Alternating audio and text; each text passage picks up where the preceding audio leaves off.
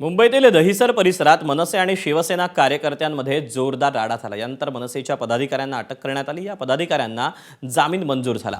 मनसेच्या पदाधिकाऱ्यांना अटक झाली यावरून मनसे नेते संदीप देशपांडेंनी संतप्त सवाल विचारला।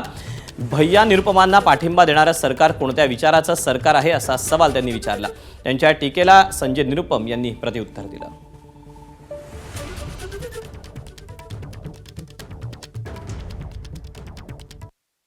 पोलीस तर बायस आहेत, त्याच्यात काय वादच नाही। आणि संजय निरुपम सारख्या भैया लोकांना मराठी पोलीस का सपोर्ट करतायत हे न उमजण्यासारखं आहे। सन्माननीय एकनाथ शिंदे सरकारमध्ये आहेत।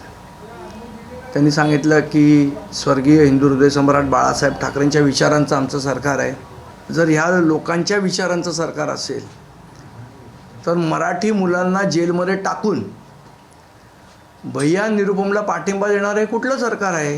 हे नक्की बाळासाहेबांच्या विचारांचं सरकार आहे? हे नक्की आनंद दिघे साहेबांच्या विचाराचं सरकार आहे का? हा आमचा प्रश्न आहे।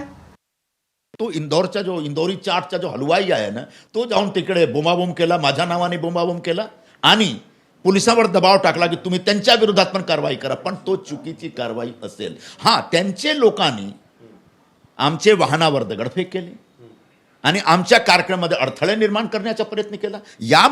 यामुळे त्यांच्या विरोधात पोलीस कारवाई झालेली आहे आणि पुढे पण होणार। तुम्ही कायदा हातात घेऊ शकत नाही। एबीपी माझा, उघडा डोळे बघा नीट।